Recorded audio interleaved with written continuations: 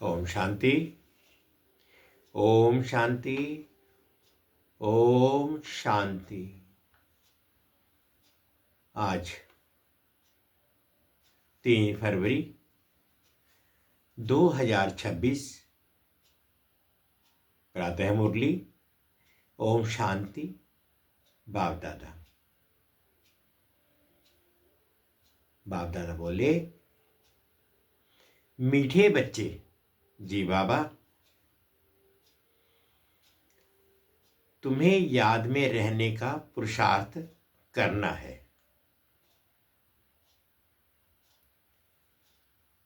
क्योंकि याद के बल से ही तुम विक्रमाजीत बनेंगे। मीठे बच्चे, तुम्हें याद में रहने का पुरुषार्थ जरूर करना है, क्योंकि याद के बल से ही तुम विक्रमाजीत बनेंगे। प्रश्न है, कौन सा ख्याल आया तो पुरुषार्थ में गिर पड़ेंगे? खुदाई खिदमतगार बच्चे कौन सी सेवा करते रहेंगे? उत्तर में बाबा ने बोला, कई बच्चे समझते हैं कि अभी टाइम पड़ा है, पीछे पुरुषार्थ कर लेंगे, परंतु मौत का नियम थोड़ी ही है। कल कल करते मर जाएंगे, इसलिए ऐसा मत समझो कि बहुत वर्ष पड़े हैं, पिछाड़ी में गैलब कर लेंगे। ये ख्याल और ही गिरा देगा। जितना हो सके याद में रहने का पुरुषार्थ कर श्रीमत पर अपना कल्याण करते रहो। रूहानी खुदाई खिदमतकार बच्चे रूहों को सैल्वेज करने, पतितों को पावन बनाने की सेवा करते रहेंगे।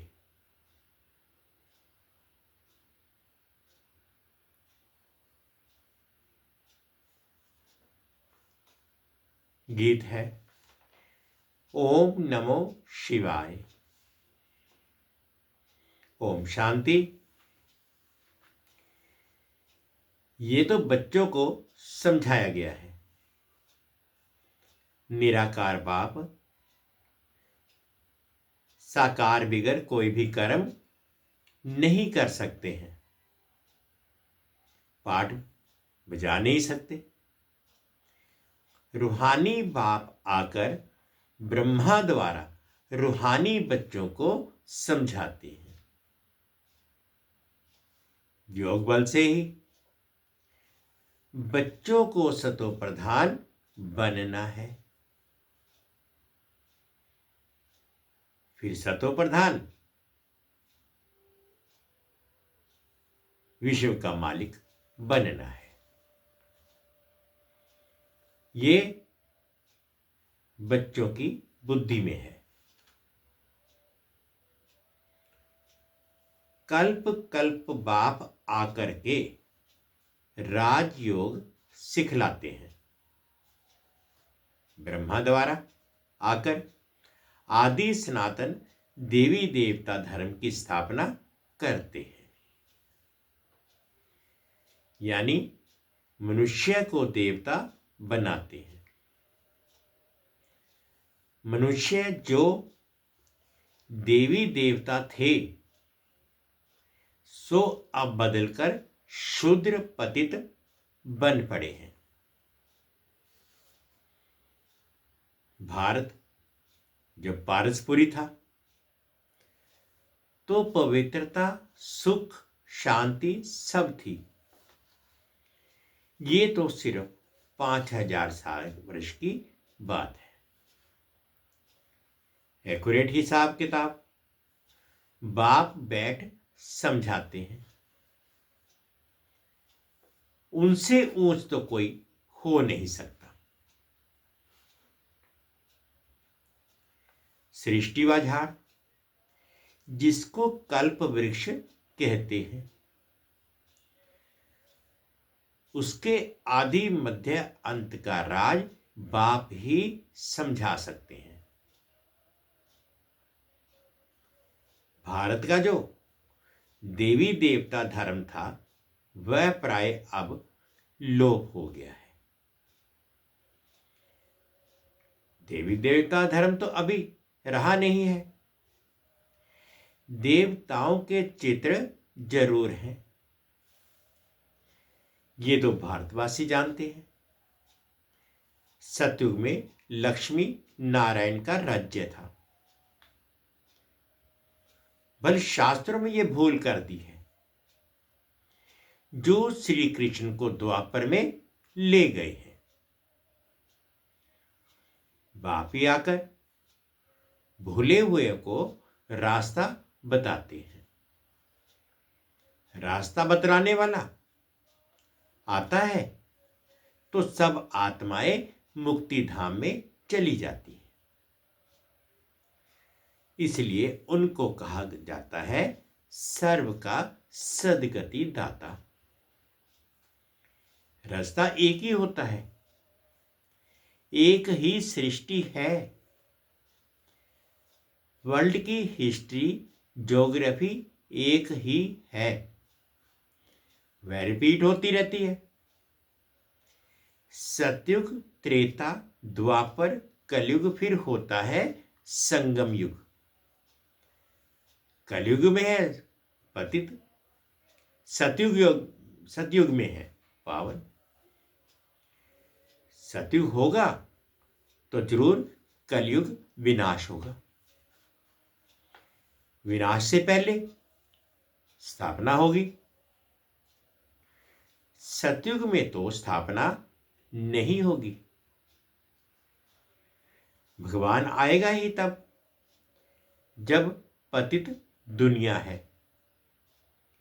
विनाश से पहले स्थापना होगी। सतयुग में तो स्थापना नहीं होगी ना। भगवान तो आएगा ही पतित दुनिया में। बाबा कहते हैं भगवान तो आएगा ही पतित दुनिया में। सतयुग में तो है ही पावन दुनिया। अब बाप सहज से सहज युक्ति बताते हैं। दे के सब संबंध छोड़ देही अभिमानी मन बाप को याद करो। कोई एक तो पतित पावन है ना। भक्तों को फल देने वाला एक ही भगवान है। भक्तों को ज्ञान देते हैं। पतित दुनिया में ज्ञान सागर ही आते हैं पावन बनाने के लिए।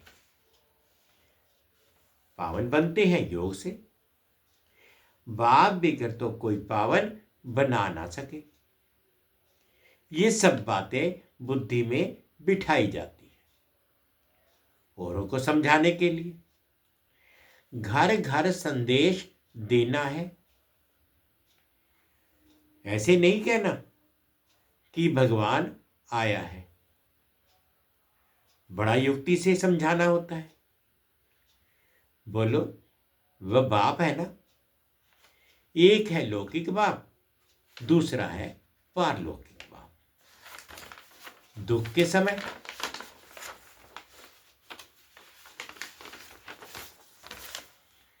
पारलौकिक बाप को ही याद करते हैं। सुखधाम में कोई भी याद नहीं करते हैं। सतयुग में लक्ष्मी नारायण में के राज्य में सुख ही सुख था। प्योरिटी, पीस, प्रोस्पेरिटी थी। बाप का वर्षा मिल गया, फिर पुकारते क्यों? आत्मा जानती है हमको सुख है।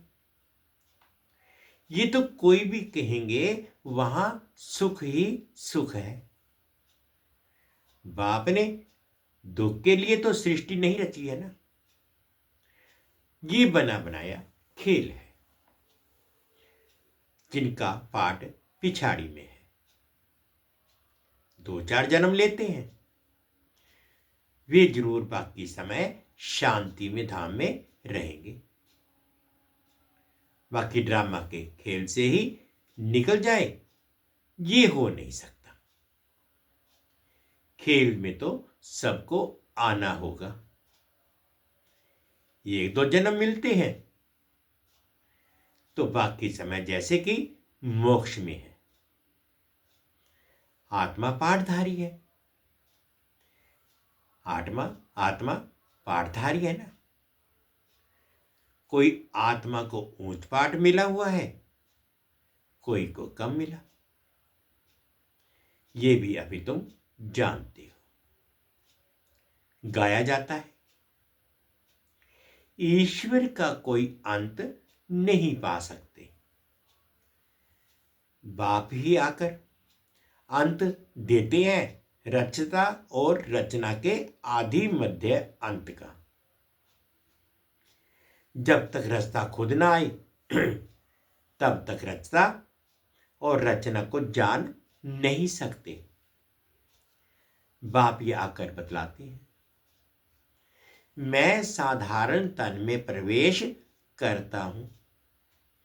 मैं जिसमें प्रवेश करता हूं वे अपने जन्मों को नहीं जानते। उनको बैठ 84 जन्मों की कहानी सुनाता हूं। कोई के पाठ में चेंज नहीं हो सकती। ये तो बना बनाया खेल है। ये भी किसकी बुद्धि में नहीं बैठता है। बुद्धि में तो तब बैठे जब पवित्र होकर समझे। अच्छी रीति समझने के लिए ही 7 रोज भट्टी है। भागवत आदि भी 7 दिन रखते हैं। यहां भी समझ में आता है कम से कम 7 दिन के सिवाय कोई समझ नहीं सकेंगे। कोई कोई तो अच्छा समझ लेते हैं, कोई कोई तो 7 रोज समझकर भी कुछ नहीं समझते। कोई कोई बुद्धि में बैठता ही नहीं, कह देते हैं हम तो 7 रोज आया। हमारी बुद्धि में कुछ बैठता नहीं। ऊंच पद पाना नहीं होगा तो बुद्धि में बैठेगा नहीं। अच्छा, फिर भी उनका कल्याण तो हुआ ना। प्रजा तो ऐसे ही बनती है। बाकी राज्य भाग्य लेना उसमें तो गुप्त मेहनत है।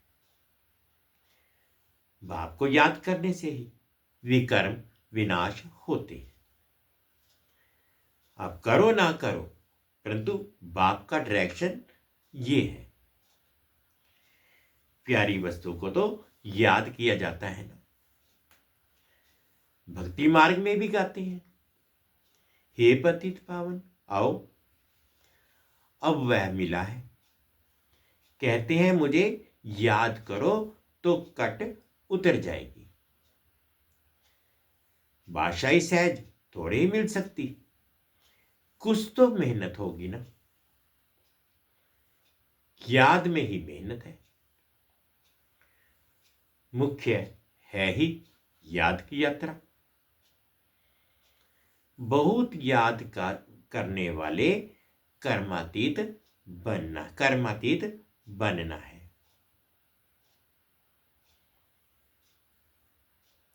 बहुत याद करने वाले कर्मातीत अवस्था को पा लेते हैं। पूरा याद ना करने से विकर्म विनाश नहीं होंगे। योग बल से ही विक्रमाजीत बनना है। आगे भी योग बल से ही विकर्मों को जीता है। लक्ष्मी नारायण इतने पवित्र कैसे बने, जबकि कलयुग अंत में कोई भी पवित्र नहीं है? इसमें तो साफ है। ये गीता के ज्ञान का एपिसोड रिपीट हो रहा है। शिव भगवानुवाच, भूले तो होती रहती है ना, बाप ही आकर अभूल बनाते हैं। भारत के भी जो भी शास्त्र हैं वो सब हैं भक्ति मार्ग के। बाप कहते हैं, मैंने जो कहा था वे किसको भी पता नहीं है। जिन्हों को कहा था उन्होंने पद पाया, 21 जन्मों की प्रारब्ध पाई, फिर ज्ञान प्राय लोप हो जाता है। तुम ही चक्कर लगाकर आए हो। कल पहले जिन्होंने सुना है वही आएंगे। अभी तुम जानते हो कि अब सैंपलिंग लगा रहे हैं मनुष्य को देवता बनाने का। ये है दैवी झाड़ का सैंपलिंग। वो लोग फिर इन झाड़ों का सैंपलिंग बहुत लगाते रहते हैं। बाप आकर कॉन्ट्रास्ट बताते हैं। बाप दैवी फूलों का सैंपलिंग लगाते हैं, वे तो जंगल का सैंपलिंग लगाते रहते हैं। तुम दिखाते भी हो। कौरव क्या करत भाई, पांडव क्या करत भाई, उनके क्या प्लान है और तुम्हारे क्या प्लान्स हैं? वो तो अपना प्लान बताते हैं कि दुनिया बढ़े नहीं। फैमिली प्लानिंग को तो मनुष्य जाति ना बढ़े। फैमिली प्लानिंग करें तो जो मनुष्य जाति ना बढ़े उसके लिए मेहनत करते रहते हैं। बाप तो बहुत अच्छी रीति बतलाते हैं। अनेक धर्म विनाश हो जाएंगे और एक ही देवी देवता धर्म की फैमिली स्थापन करते हैं। सतयुग में एक ही आदि सनातन देवी देवता धर्म की फैमिली थी और इतनी फैमिलीज थी नहीं। भारत में कितनी फैमिली है? Gujarati family, Maharashtrian family. वास्तव में भारतवासियों की एक फैमिली होनी चाहिए। बहुत फैमिलीज होगी तो जरूर आपस में खिटपिट होती रहेगी। फिर सिविल वार हो जाती है। फैमिली में भी सिविल वार हो जाती है। जैसे क्रिश्चियन की अपनी फैमिली है, जैसे क्रिश्चियन की फैमिली होती है, उनों की भी आपस में लगती है। आपस में दो भाई नहीं मिलते, पानी भी बांटा जाता है। सिख धर्म वाले समझेंगे हम अपने सिख धर्म वालों को जास्ती सुख दें, रह जाती है तो माथा मारते रहते हैं। जब अंत होती है तो फिर सिविल वार आदि सब आ जाती है। आपस में लड़ने लग पड़ते हैं। विनाश तो होना ही है। बॉम्ब्स ढेर बनाते रहते हैं। बड़ी लड़ाई जब लगी थी जिसमें 2 बम्स छोड़े थे, अभी तो ढेर बनाए हैं। समझ की बात है ना। तुमको समझाना है ये लड़ाई वही महाभारत की है। बड़े बड़े लोग जो भी हैं ये तुम जानते हो।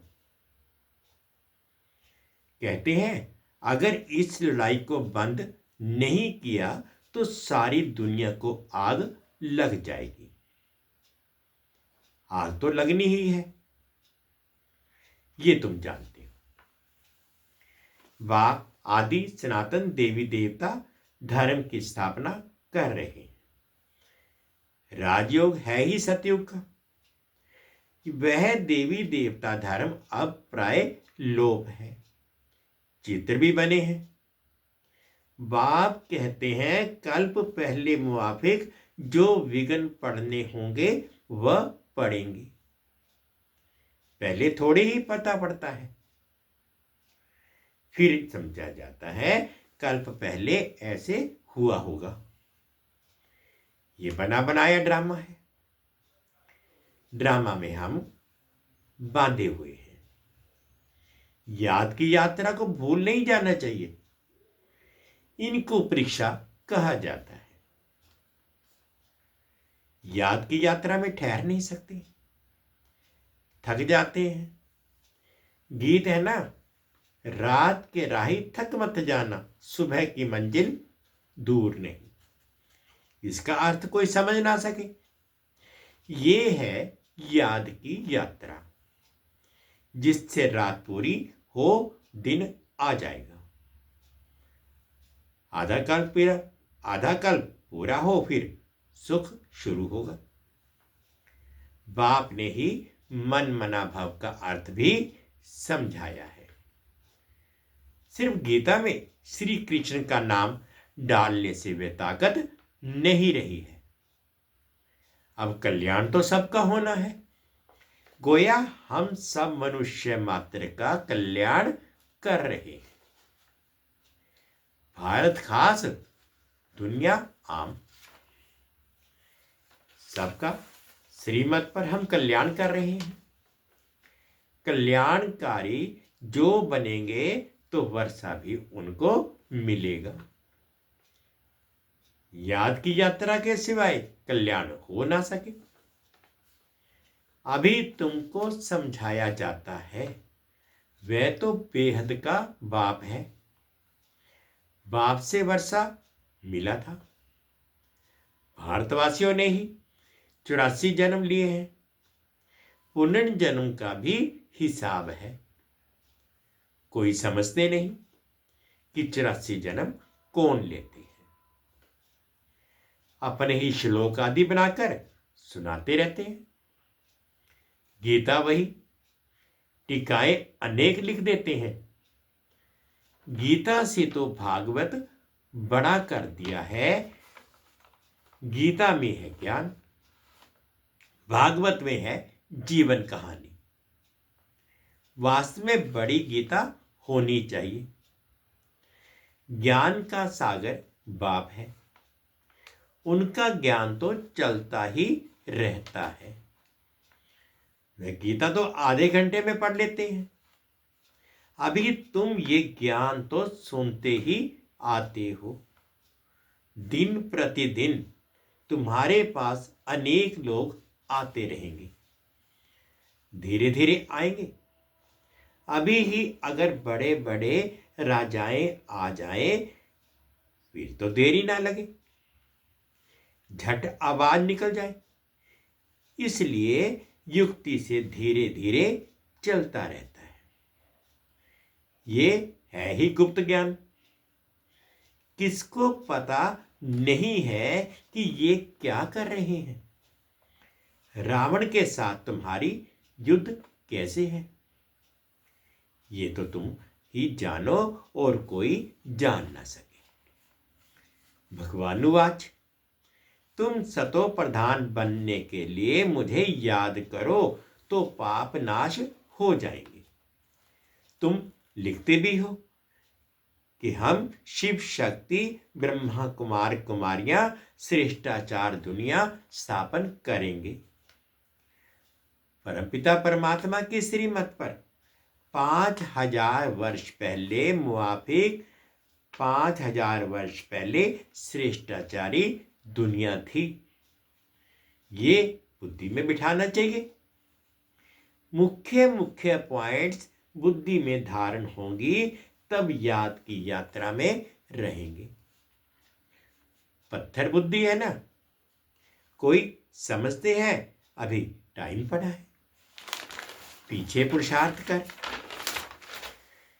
लेंगे, परंतु मौत का नियम थोड़े ही है। कल मर जाएं तो कल कल करते मर जाएंगे, पुरुषार्थ तो किया नहीं, इसलिए ऐसा मत समझो बहुत वर्ष पड़े हैं, पिछाड़ी में गैलप कर लेंगे, ये ख्याल और ही गिरा देंगे। जितना हो सके पुरुषार्थ करते रहो। श्रीमत पर हर एक को अपना कल्याण करना है, अपनी जांच करनी है। कितना बाप को याद करता हूं और कितना बाप की सर्विस में रहता हूं। रूहानी खुदाई खिदमतगार तुम हो ना, तुम रूहों को सैल्वेज करते हो। रूह पति से पावन कैसे बने, उसकी युक्तियां बतलाते। दुनिया में अच्छे और बुरे मनुष्य तो होते ही हैं, हर एक का पार्ट अपना अपना है।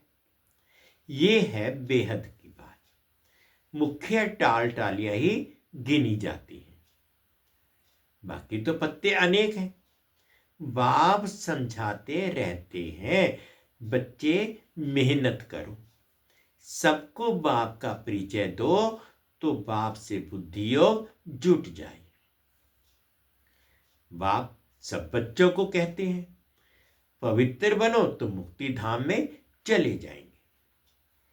दुनिया को थोड़े ही पता है कि महाभारत लड़ाई से क्या होगा। ये ज्ञान यज्ञ रचा गया है, क्योंकि नई दुनिया चाहिए। हमारा यज्ञ पूरा होगा तो सब इस यज्ञ में स्वा हो जाएंगे। अच्छा, मीठे मीठे से खिलते बच्चों प्रति माता पिता बाप दादा का याद प्यार और गुड मॉर्निंग। रूहानी बाप की रूहानी बच्चों को नमस्ते। हम रूहानी बच्चों की रूहानी माता पिता बाप दादाजी को याद प्यार गुड मॉर्निंग और प्यार भरी नमस्ते जी। ओम शांति, ओम शांति। शुक्रिया बाबा, शुक्रिया। अब धारणा के लिए मुख्य सार में फर्स्ट पॉइंट में बाबा कहते हैं, ये बना बनाया ड्रामा है, इसलिए विघ्नों से घबराना नहीं है। विघ्नों में याद की यात्रा को भूल नहीं जाना है। ध्यान रहे, याद की यात्रा कभी ठहर ना जाए। सेकंड पॉइंट में बाबा कहते हैं, पारलौकिक बाप का परिचय सबको देते हुए पावन दुनिया की युक्ति बतलानी है, पावन बनने की युक्ति बतलानी, दैवी झाड़ का सैंपलिंग लगाना है।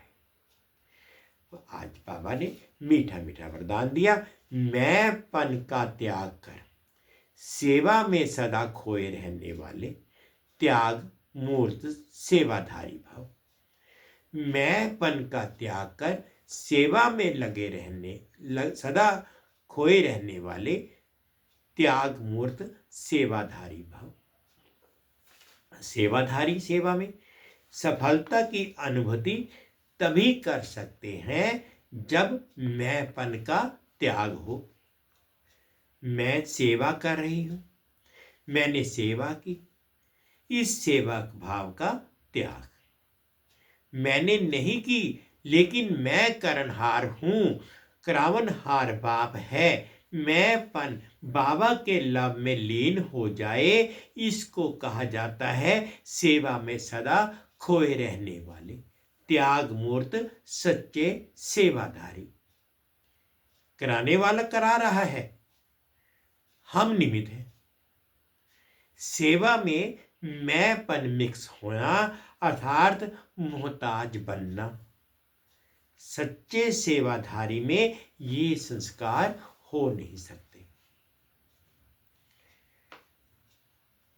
स्लोगन है, व्यर्थ को समाप्त कर दो तो सेवा की ऑफर सामने आएगी। व्यर्थ को समाप्त कर दो तो सेवा की ऑफर सामने आएगी। ये अव्यक्त इशारे हैं। एकता और विश्वास की विशेषता द्वारा सफलता संपन्न बनो। एकता के लिए स्वयं को समाने की शक्ति चाहिए। इससे दूसरे का संस्कार भी अवश्य शीतल हो जाएगा। सदा एक दो में स्नेह की श्रेष्ठता की भावना से संपर्क में आओ। गुणग्राही बनो तो एकता कायम रह सकती है। आपके संगठन की शुभ भावना अनेक आत्माओं को भावना का फल दिलाने के निमित्त बनेगी। उन्हें नई राह मिलेगी। मीठे बच्चे, तुम्हें याद में रहने का पुरुषार्थ जरूर करना है, क्योंकि याद के बल से ही तुम विक्रमाजीत बनेंगे। मुरली में गीत है, ओम नमो शिवाय। ओम शांति, ओम शांति। 2 मिनट के लिए बाबा की याद।